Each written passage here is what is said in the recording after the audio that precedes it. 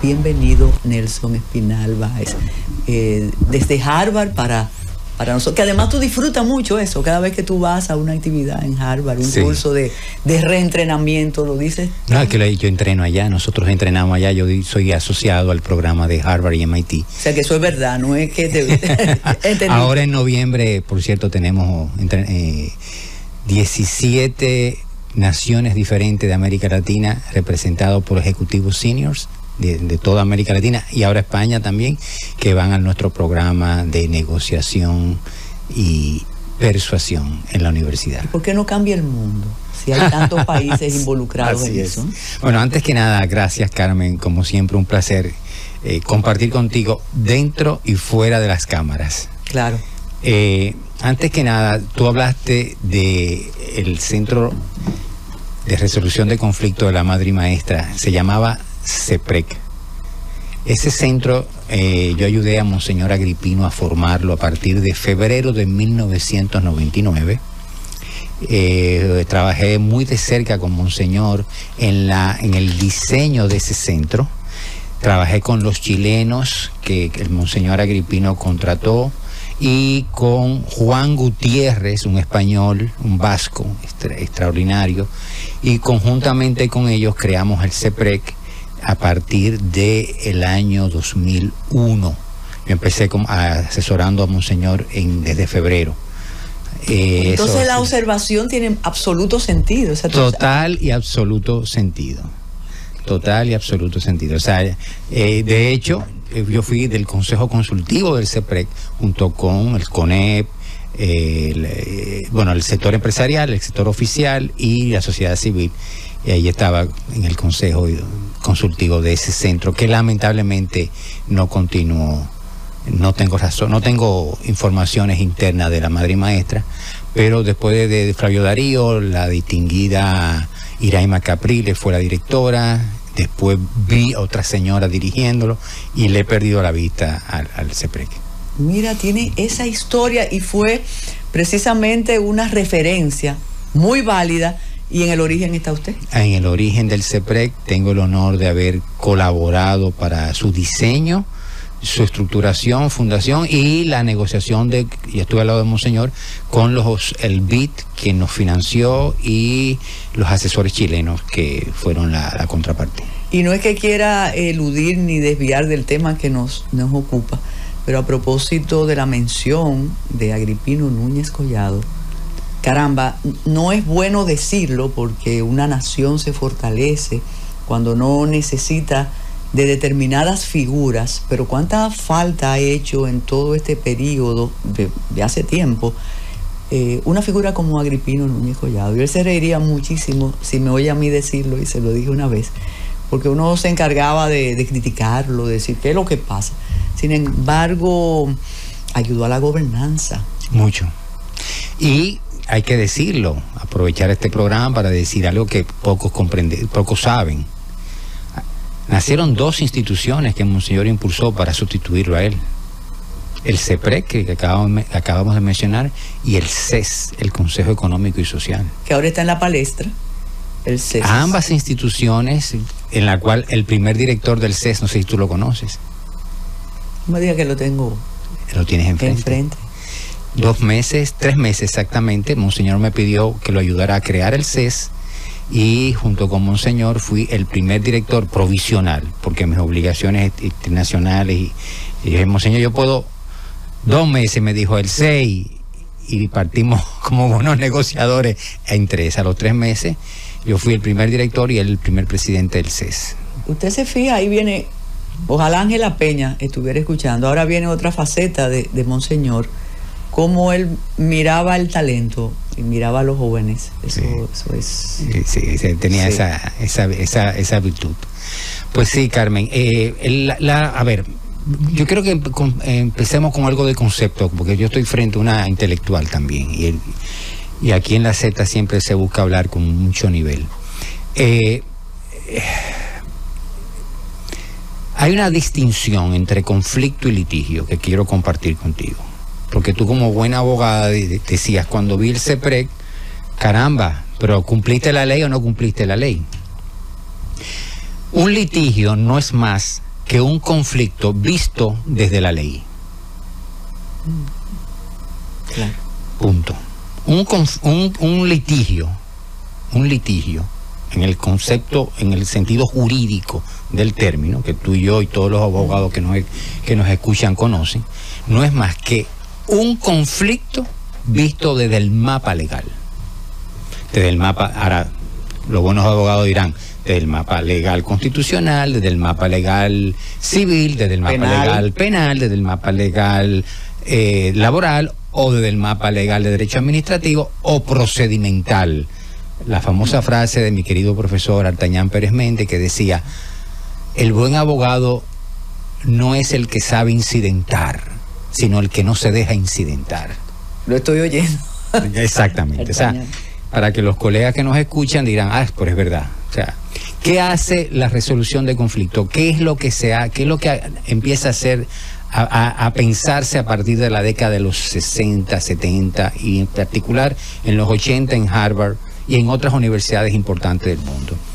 Empiezan a pensar el costo político, económico, social, humano de la pésima gestión de los conflictos en el mundo.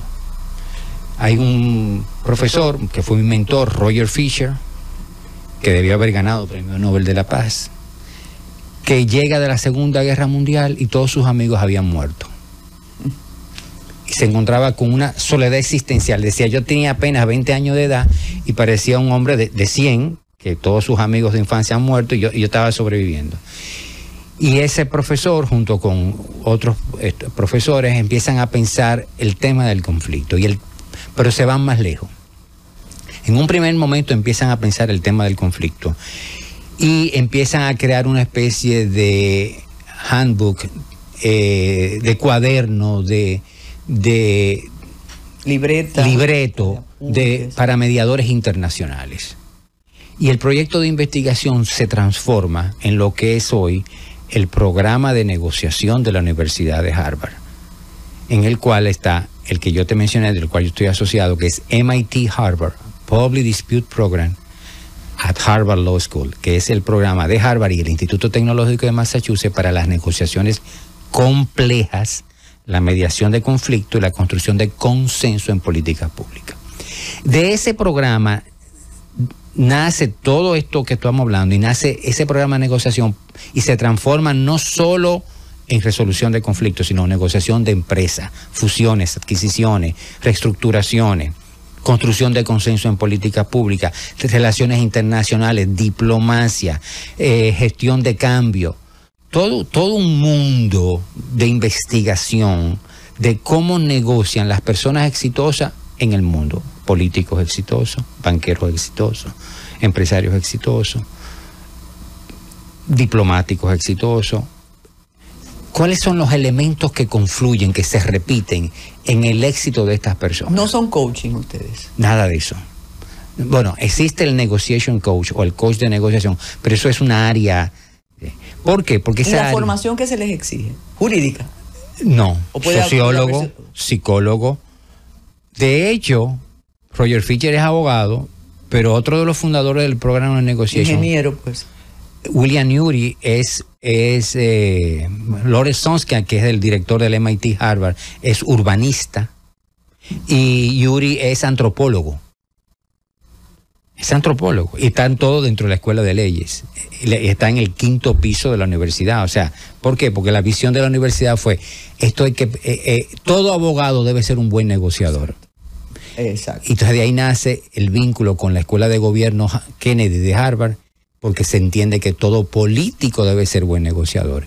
Y sale su vínculo con la Escuela de Business, lo digo en inglés para que se distinga de negociación con negocios, de business, de negocio, también de la universidad, de modo que todo empresario debe ser también buen negociador. Entonces se transforma en resolución de conflicto a que todos aprendamos a negociar, a que todos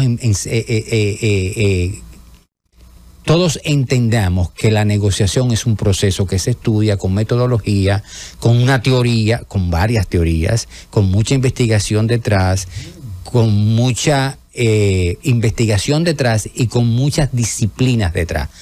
Las ciencias políticas, el derecho, las matemáticas. Sí, por eso pensé en los ingenieros. Los matemáticos tienen esa facilidad para la negociación. Las matemáticas, la sociología, la antropología, las ciencias cognitivas, evidentemente, ya lo dije, lo repito, la psicología. Entonces, ¿qué sucede? Todo este mundo, todas estas disciplinas intervienen, apoyan, contribuyen, enriquecen en la teoría, la práctica y la metodología y las metodologías de negociación, de mediación y construcción de consenso. Nelson, cuando menciona los políticos, ¿hay algo que uno puede inferir dañando todo eso que has expuesto o afectándolo o no creyéndolo? Porque cuando hablamos de políticos estamos hablando de poder, y si tú tienes poder tú no quieres negociar tu poder. Entonces, ¿cómo cabe ahí la negociación? Existe, te voy a responder lo más sencillo y a la vez lo más académico posible, por sencillo. Existe lo que se llama el triángulo de satisfacción de un proceso de toma de decisión. Quiero que los amables radio oyentes se imaginen este triángulo. ¿Ok? Tú puedes lograr una decisión por medio del poder y está en la cúspide. Tiene la cualidad de que es rápida porque la impone. Si tú dices, Nelson, sal de ahí con 2 guardaespaldas, yo salgo salir, y yo gané. Y yo ganaste. ¿Ok? Pero óyeme bien, el nivel de satisfacción está aquí arriba. Es rápido, pero el nivel de satisfacción es muy bajo. Tú resolviste que Nelson saliera del espacio, pero no, Nelson no va a querer volver a verte. Va a ser difícil que tú llames a Nelson nuevamente. Si quieres un proyecto con Nelson, va a ser más que difícil. Y las razones por las cuales pediste a Nelson que se fuera, no estamos imaginando, a lo mejor no se satisfacieron porque lo que Nelson tenía era una demanda contra la emisora y la demanda continúa. Ejemplo. ¿Por qué? Porque hay pocos niveles de satisfacción. Segundo nivel de satisfacción en el triángulo que estamos hablando, derecho, que es nuestra formación original. Tienes más nivel de satisfacción, tienes evidentemente mayor nivel de institucionalidad, pero todo conflicto se resuelve se resuelve exclusivamente y principalmente en base a la ley. No necesariamente a las motivaciones, aspiraciones, deseos de las partes, sino con más catálogo, a la ley. con el código. Con catálogo, con el mapa legal, como decíamos al principio. Y está el de mayor nivel de satisfacción. ¿Sabe cómo se llama ese? Intereses. ¿Qué son los intereses en negociación? Están los intereses crudos, dinero, poder, deseos, pero están los intereses lo que llaman subyacente, miedos, temores, aspiraciones. Cuando se negocia todo esto para responder tu pregunta, cuando se negocia en base a esas motivaciones, esos intereses, que son el sentido amplio de la palabra intereses, hay mayor nivel de satisfacción en una decisión versus derecho versus poder. Y hay permanencia también. Vámonos al ejemplo que te di. Nelson Espinal Bay tiene un problema con la Z, estamos en esta habitación y en vez de tú usar el poder, decides negociar con Nelson aquí en vivo. Y logramos un acuerdo donde Nelson retira la demanda, pero a la vez el programa tuyo va a ser tal cosa, pero a la vez tú vas a decir... Hasta puedes salir y sin el guardia. Y salgo sin el guardia y puedo volver. Y la Z va a querer que yo vuelva, y yo voy a querer volver a la Z. Es decir, genera un resultado distinto de suma cero, lo que se llama un resultado ganar-ganar. Distinto de suma cero, donde hay un ganador y un perdedor. Tú me sacaste, ganaste en ese momento, yo perdí porque me sacaste. Pero no necesariamente genera los niveles de satisfacción para resolver conflictos a largo plazo. ¿Te respondí? Claro, claro. Pero mientras hablas y estoy tratando de de no pensar así, como cuando tú estás dejando de fumar y cuando piensas, busca la mente, estoy viendo los 3 poderes del Estado. Ok. Y pienso, ¿cómo negocio con la Cámara de Diputados, por ejemplo? ¿Cómo negocio con mi gabinete? ¿Cómo negocio con los representantes del Poder Judicial? Y en el caso que tú explicas, porque aquí no estamos llevando a Nelson para lo hondo, como me dijo alguien ahí, le dije, busca el artículo. En el caso del recién, y voy a usar un término que no vas a aceptar, del frustrado proyecto de modernización fiscal, ¿cómo era posible la negociación? Ok, vamos primero a una respuesta conceptual y después la puntual. Sí es posible a nivel de los 3 poderes del Estado la negociación, el diálogo democrático. De hecho, uno de los elementos centrales de que un país como el nuestro debiera ya asimilar es que debemos ir pasando de la democracia representativa, que es la que exclusivamente decide en nombre de la mayoría, la que conocemos y la que luchamos a partir del 61, que es válida e importante, y pasar a lo que se denomina hoy en día la democracia deliberativa, que es la que delibera, que es la que negocia, que es la que dialoga, que es la democracia que genera mayores niveles de satisfacción y de legitimidad en los procesos de toma de decisión de los poderes públicos. Por eso los órganos reguladores, tú como derecho administrativo recordarás, los órganos reguladores se estila, creo que hasta lo establece la ley, que antes de emitir una resolución, lo ideal es preparar o elaborar una mesa técnica y invitar a los distintos actores a conocer la posible nueva resolución para hacer los ajustes, es decir, negociar. Eso es producto de una visión deliberativa de la democracia.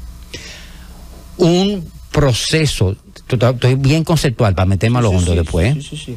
Es bien conceptual, un proceso deliberativo de una reforma implica necesariamente la concertación, la negociación, el diálogo democrático.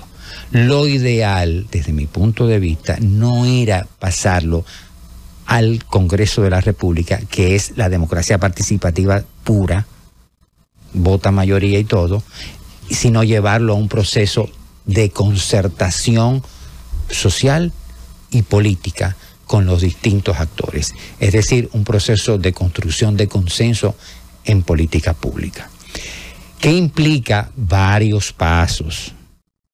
Un primer paso, de los varios pasos, no vamos ahora a meternos en una clase, es el diseño del contenido, el diseño, la evaluación de la situación, la evaluación real de la situación, vamos a decir, en este caso de una reforma, cuál es la situación del país, cuán rápido debe implementarse o se debe implementar de manera escalonada, el análisis del proyecto por los expertos. Siempre es ideal el consenso de los expertos, la discusión entre los expertos antes de tirarlos. Aunque no sean parte del Estado ni de los ministerios. Estamos hablando de democracia deliberativa. Aunque no sean parte, aunque no sean los elegidos por el pueblo, es la famosa sociedad civil en el sentido correcto, amplio del término, no necesariamente organizada, sino sociedad civil que hace opinión pública. El economista, los economistas, los expertos en derecho fiscal, en finanzas y finanzas públicas. Lo que han hablado después, paradójicamente. Lo que han hablado después, que dicen abiertamente no lo conocíamos. Entonces eso es básico, esencial en la construcción de consenso. Donde yo te voy a decir, mira, yo estoy de acuerdo en un 70% con este proyecto, ahora en este 30% no, en este 40%, aquí no, aquí sí, aquí no. De modo que salga antes de llevarse al Congreso con la mayor cantidad de legitimidad política, no dije legalidad, legitimidad política hacia los poderes del Estado, que son los que finalmente van a decidir. Le hace el Congreso de la República. Y si yo te digo, para provocarte, antes de la pausa, usted oyó la alarma, que es moderna. Bueno, esto es asunto de escuela, antes del retiro, naturalmente, y sencillamente se llevó el proyecto donde tenía que llevarse, y después se celebraron unas urgentes vistas públicas que tú vas a tener que comentar. Hacemos la pausa y regresamos con don Nelson Espinal Báez. Entonces, como si fueran capítulos de una novela radial. ¿Tú escuchaste novelas radiales en Santiago? Bueno, cuando niño. Sí. Entonces, nos quedamos en ese capítulo con don Nelson Espinal Báez. Bueno, yo pensé que ahí es que yo voy, ese es el lugar donde deben ir los proyectos para que se conozcan. Y después que se lo presenté al país, a través de mi ministro de Hacienda, al otro día, antes de las 24 horas, se estaba presentando ante la Cámara de Diputados. Que ya había una especie de ruiditos, como los ratones en los pisos de madera, pero no se había armado aquello. Y la lucidez de Alfredo Pacheco dijo, no, pero vamos a una vista pública. Esas vistas públicas validaron la democracia representativa o participativa. Bueno, vamos por parte. Desde que te la voy a responder como me preguntas. Sí, claro que la validaron, porque la sociedad dominicana se expresó de manera libre. Se expresó y actuó allí con la libertad de nuestra democracia y como merece una democracia. Desde ese punto de vista, sí, correctamente. Pero con poder ciudadano, no poder legal, que lo tenía la Cámara. Y el poder ciudadano es el más importante en la democracia, como que en un país que aspira a ser democrático. En un país que aspira a ser democrático, el poder ciudadano es esencial. Y creo que sí. Que fue estratégicamente coherente para construir consenso, ponerla ahí. Es la otra pregunta que tú me piensas hacer. Sí, pues tú eres brujo también. Sí, parece que le aumente. No, pero conociendo tu agudeza, me imagino que vienes por ahí. No lo fue, porque evidentemente aquello fue filmado y fue toda una Plaza de la Bandera provisional ad hoc, como diríamos los abogados, en el Congreso. Entonces, desde el punto de vista del diseño estratégico de la negociación y construcción de consenso en políticas públicas, tengo que decir que no, que eso debió haber llegado ahí ya, como decimos, con unos altísimos niveles de consenso con la propia ciudadanía, no solamente con los grupos de intereses, sino con la propia ciudadanía, y de modo que lo que llegue allí esté ya en un 95% consensuado. Y lo que no esté, vamos a imaginarnos un tema X, bueno, pues ahí se puede hacer los ajustes que faltan. Eso es lo ideal. No tuvo como consecuencia el menoscabo del poder de la Cámara de Diputados, esa especie de plaza urgente donde todos se hablaron, insultaban, decían pareceres muchos muy válidos, pero otros no, yo voy a desahogar. Que lo hacemos en los medios, pero aquí fue en la sala en el primer poder del Estado. O no somos anarquistas o vamos a validar eso. Sí, a ver.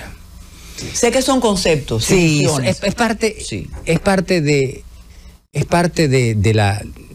del costo de la democracia, es parte de la libertad en la democracia. La democracia no es eficiente. La libertad, o sea, con la explicación que yo di de poder, derecho y interés. El triángulo. O sea, la democracia es basada en satisfacción de intereses. No es eficiente, es más lenta. mientras más jerarquía, más rapidez, pero menos democracia. Mientras menos jerarquía, más horizontalidad, más democracia, pero menos eficiencia. Entonces, sí, el poder del Estado tuvo que escuchar aquello, ¿no? Con estoicismo, ¿no? Como una terapeuta permitiendo que se desahoguen sus pacientes, ¿no? Algunos, como bien dice, con mucha validez, con mucha propiedad, con mucha profundidad, y otros que fueron a desahogarse, nada. Pero ese desahogo es positivo también. Claro, eso es positivo, o sea, descomprime. Descomprime. Eso no, yo no lo veo mal, ¿eh? Es parte de... si usted es servidor público, y escuchar al ciudadano es parte de ser servidor público, o sea, y tú no vas a escuchar en una exposición en 7 minutos y medio lo que alguien bien ponderado te va a decir, sino hay mucho de desahogo y es parte de lo que usted como servidor público debe escuchar. Volvemos a conceptos distintos. Cuando hablamos de esa validez, de esa representatividad ciudadana, luego yo te puedo seguir desafiando y decir, bueno, Nelson, pero ninguna de esas personas que estaban ahí, y tú y yo podemos ser tener representación vicaria ahí como ciudadanos, ninguno ha sido validado por los votos. Sin embargo, todas esas personas, independientemente de lo que pensemos de cada uno de ellos y de sus capacidades o de su poco buen desempeño y demás, pero están validados por votos. Nosotros los que están sentados. Exacto. Sí, los que están oyendo todos los agravios, pero ellos tienen una validación. Son el resultado del éxito de un proceso electoral dentro de la democracia representativa. Ellos nos representan y fueron elegidos de manera libérrima por la ciudadanía, totalmente. Ahí vuelvo. Déjame conectar esto con el origen de la conversación. Por eso es tan importante la construcción de consenso, porque en un proceso de negociación, concertación, diálogo democrático, construcción de consenso. ¿Por qué? Porque en un proceso de esta envergadura, tú trabajas con los grupos de interés también, los llamados stakeholders, los grupos de interés. Bueno, los que representan a los ecologistas, los que representan a los excluidos de la playa tal. Entonces tú trabajas con grupos de interés de manera más organizada. Los empresarios del este, los empresarios del sur, una de las virtudes de los procesos de negociación, diálogo democrático, construcción de consenso, es que tú puedes hacer lo que se llama un análisis de actores, ver que estos grupos, y tú trabajar con ellos, y tú interactuar con ellos. Ejemplo, te voy a dar un ejemplo que salió, que yo lo vi desde el principio, que después el prestigioso economista Andy Dajare puso lo que se llama opción de ganancia mutua. Que él no lo dijo de esa forma, yo te lo estoy traduciendo como consultor del área. Eliminar la ley de incentivo al turismo. Vamos a decir que esa es la posición del gobierno, ¿no? La posición es lo que yo digo que quiero. Porque lo quiero y porque no lo quiero, y para qué lo quiero son los intereses subyacentes. No vamos a poner a sacar intereses del gobierno, pero hay muchos. Los intereses del sector turístico, el por qué lo quiero y por qué no, te dice el turismo. Espérate, yo estoy de acuerdo en que lo quites, pero sucede que en estas áreas no está desarrollada y en estas áreas está desarrollada. Una propuesta de ganancia mutua, sector turismo, gobierno, ¿sabe quién la dijo? El mismo Andy. Bergantín. Dejemos la costa norte completa con incentivo turístico, el sur con incentivo turístico, zona colonial con incentivo turístico, Winston Churchill, el resto de Santo Domingo, quítame los incentivos, Casa de Campo, quítame los incentivos. Y zonifiquemos el país en base a qué área va con incentivo y qué área va sin incentivo. Eso es una opción de ganancia mutua. O sea, eso es una propuesta que satisface intereses del sector turístico e intereses del gobierno. Y intereses de la ciudadanía, porque hablemos claro, si se sigue llenando de hoteles el Gran Santo Domingo o el área urbana, el cuadrante central, como le llaman, de Santo Domingo, central, más se va a complicar el tránsito, ¿no? O sea, ahí satisfacemos el interés de clase media. Esa es la virtud de la concertación. Que tú en una mesa de negociación vas diciendo, ok, no se van los incentivos completos, pero sí se van en esta zona, esta zona, esta zona. Y preservo mi proyecto además. Y preservo mi proyecto además. Y claro, con los que tienen derecho adquirido, se quedan su derecho adquirido. No perdamos en eso. Pero tú entonces zonificas el país y creas una solución, una propuesta de ganancia mutua. Es así que se hace el ganar-ganar. No es ingenuo lo que quiero decir. Partiendo ya, este ha sido un taller formidable. O sea, ya tenemos que no se negoció antes, que se llevó a la Cámara de Diputados, que se produjeron esas vistas públicas y demás.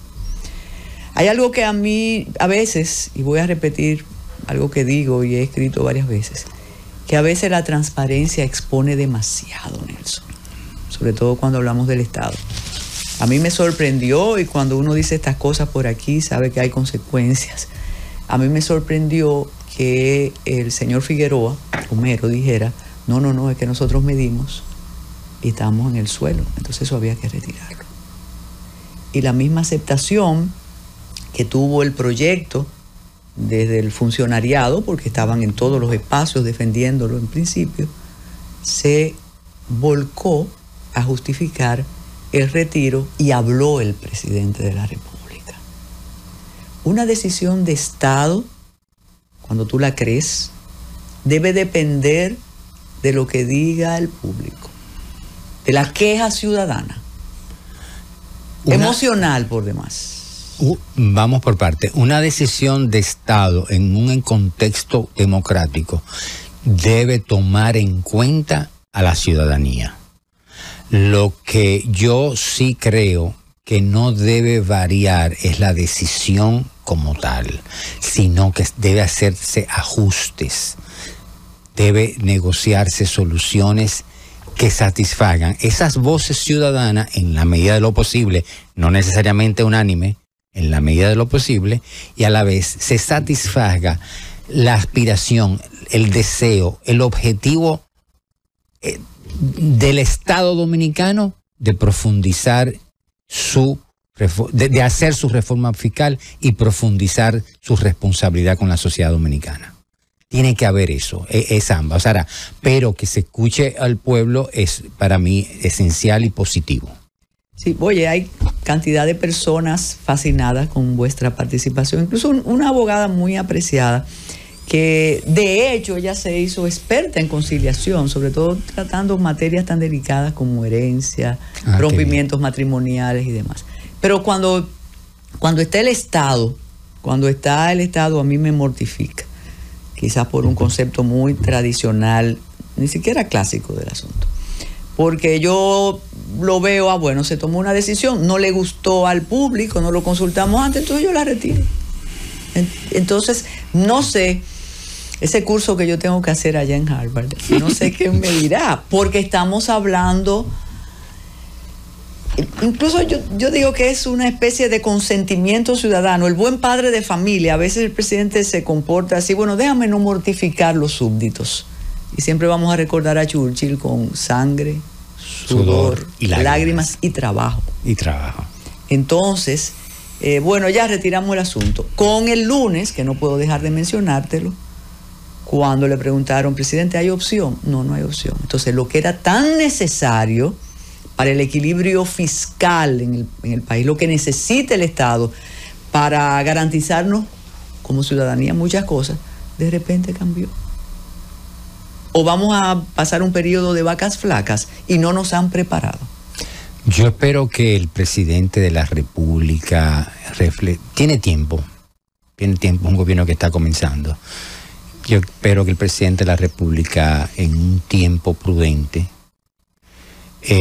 relance la posibilidad de un pacto fiscal concertado, justo, equitativo, e idealmente hasta escalonado, de modo que no haya que estar negociando cada 3 meses, cada 3 años, de modo que el país se dé la certeza, la seguridad de que el equilibrio macroeconómico, que ha sido una de las virtudes que hemos tenido en los últimos 20 y pico de años, este equilibrio macroeconómico por gobiernos del centro izquierda, centro derecha, de centro político, todos los últimos 20 años, hay que decir las cosas como son, continuemos con estos equilibrios y con esta responsabilidad por el futuro de la sociedad dominicana. Nos piden otra pausa. Regresamos con don Nelson Espinal Báez. Continuamos con don Nelson Espinal Báez. Mira, hace un tiempo a mí me sorprendió cómo los análisis que tú haces, debido a tu formación, a tu especialización, siempre referido como a las empresas, a otros grupos focales, pero te has ido metiendo poco a poco en los asuntos públicos. Y internacionales. Internacionales. Yo recuerdo aquello de Haití, sí, cuando la crisis, también lo que habla sobre las elecciones en los Estados Unidos y otros tópicos. Pero se me ocurre, especulando y de nuevo atreviéndome, que el poder político no es muy dado a tener esas asesorías como las vuestras, o como la vuestra, o ese tipo de... Y yo pensaba siempre en un Rasputín. El Palacio necesita un Rasputín. Como decían en tiempos, desde el 64, 63 a la fecha, y Miguel Guerrero siempre estaba en sintonía. Bueno, no, pero tal presidente oía a fulano, que no tenía que ver ni con ministerio, oía a fulano. ¿Usted pretende cambiar la cultura política, la cultura del poder en la República Dominicana, Nelson? Yo pretendo ir más allá de Maquiavelo. Bárbaro. Y ver e intentar que vean que existen otras formas, sin dejar de ser profundamente estratégicas, para resolver nuestras diferencias. Y te coloqué en Palacio porque me consta, y no te voy a mirar para que no me desmienta, que en algunos problemas partidistas tú te has intervenido, y eso es claro.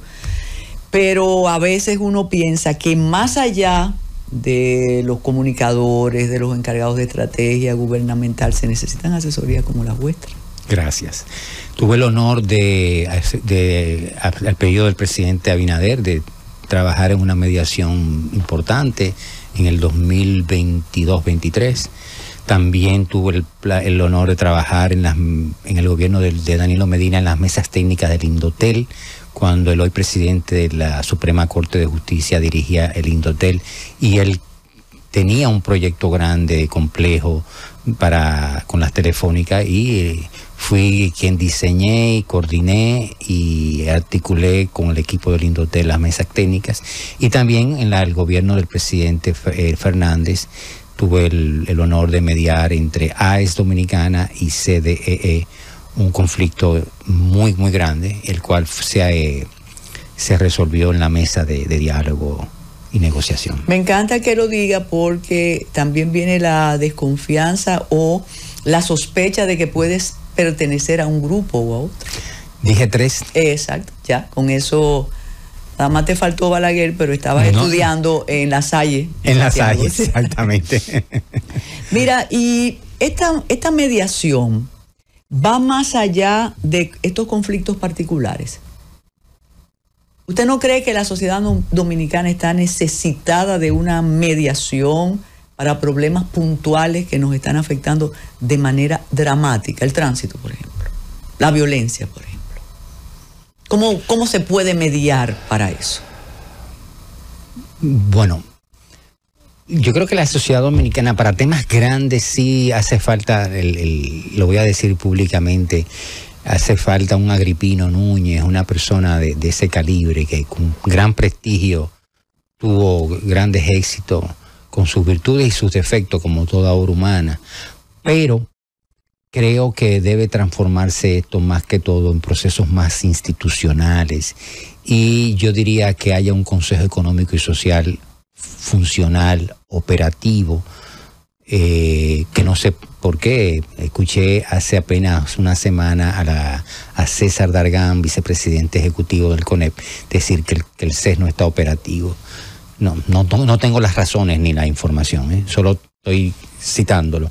Es decir, para responder tu pregunta, creo que de manera institucional estos órganos deben ser las áreas de diálogo, de construcción de consenso, de concertación en nuestro país, de modo que no esperemos el hombre salvador que fue en la sociedad dominicana hasta 2001, 2010, por ahí, y que sea una mediación, una concertación pública lo más institucional posible. Para eso se creó ese Consejo Económico y Social, y es un organismo constitucional. Está parte de nuestra Constitución, por lo que invito a fortalecer el CES y que sea allí donde nuestra cultura política de diálogo se fortalezca. Comenzamos este taller haciendo alusión a la diferencia entre litigio y conflicto. Todo esto que hemos planteado y que tú consignas en tu trabajo, en la columna de Diario Libre de esta semana, hemos tratado de eludir que es una exigencia de una ley, de la Estrategia Nacional de Desarrollo. Correcto. Entonces, por todo lo que ha ocurrido, nos estamos olvidando del cumplimiento de una ley. Y en segundo lugar, cuando hicimos la mención de aquel grupo de resolución de conflictos y demás, mencionaste el CES y validaste el CES y ahora lo puntualiza porque está en la Constitución. ¿Qué vamos a hacer? Son las estructuras institucionales que se han establecido en nuestro país para evitar que sea un sacerdote, una persona, que sea lo más institucional posible. Entonces podemos dejar morir como una vez estaba languideciendo el ombudsman, porque no se hacía nada hasta que cayó en la Constitución. Entonces, ¿no crees que hay una... Y me ascribo a eso. Bueno, ahora el CES va a sustituir el primer poder del Estado. No. ¿Por qué no le hemos dado la importancia al CES y lo consideramos como una excusa? Llévalo al CES y ahí todo el mundo se aburre. Le dicen, fulano encontró un empleo ya que esté en el CES. Dime esas dos cosas, la violación o el incumplimiento a la Estrategia Nacional de Desarrollo y el CES como un organismo que ahora dice, no hombre, es un grupo de los que mandan que están ahí. Es que no sé las razones, y yo respeto al público que nos escucha, no sé las razones de su supuesta o real inoperancia, porque tampoco me consta. Escuché en televisión decir que está inoperante, pero no conozco las razones de su inoperancia. Me interesaría saber qué está sucediendo y por qué no está, por qué no ha recibido los grandes temas, las grandes reformas para construir consenso. O sea, habría que hacer un diagnóstico y conocer la situación. Entonces no tengo, como decíamos en la universidad, la D, no tengo base para opinar. Sí. Entonces no tengo la base para opinar con propiedad sobre qué está sucediendo y por qué está inoperante. ¿Quién convoca al CES? El presidente de la República lo convoca y el presidente del CES una vez recibe del presidente del mandatario, del presidente de la República el proyecto, él convoca a los representantes que es una representación transversal de la sociedad dominicana, la cual representación se elige cada varios años, O sea, tú eres representante del CES y te eligen. Es una estructura que eligen para tú ser parte de los diálogos públicos. Usted planteó que pasado un tiempecito hay que retomar de manera escalonada el proyecto. Y sin confundir su especialidad con la de psicólogo social, no piensa psicólogo social, ¿sí? No sabía, pero está bien. No piensa que los grupos que opinan, la sociedad, porque tampoco era el tema... Las personas sabían que le iban a aumentar la yuca, el ñame, pero no se acercaron hasta que no se armó el lío, ¿no? ¿No cree que ahora mismo hay una especie de trauma fiscal en algunos sectores de la sociedad que tratar y poner el tema de nuevo sería peor que olvidarlo? Yo creo que olvidarlo sería peor. Lo quiero decir con toda... Ahora estoy hablando como ciudadano de mi país. Como ciudadano creo que olvidarlo sería más peligroso para la estabilidad de la República Dominicana en los próximos 15 años. Y te salvaste, se salvó, porque olvidamos la Constitución, la reforma tan rápida. Y, mira, respiró, le volvieron los colores a la cara. Muchísimas gracias, Nelson Espinal. Es de lujo esta participación, como siempre que nos vemos. Ustedes se quedan con el gobierno que estamos esperando, que es el gobierno de la tarde. Escuché los pasos de la señora iluminada, así que viene con fuerza para continuar hasta las 7 de la noche con ese excelente equipo. Y ustedes tengan excelente fin de semana y ahorren, porque todavía no se sabe lo que puede pasar. Y las águilas son las águilas. Pero claro, que entre aguiluchos te vean. Claro que sí. Muchísimas gracias. Hasta el lunes.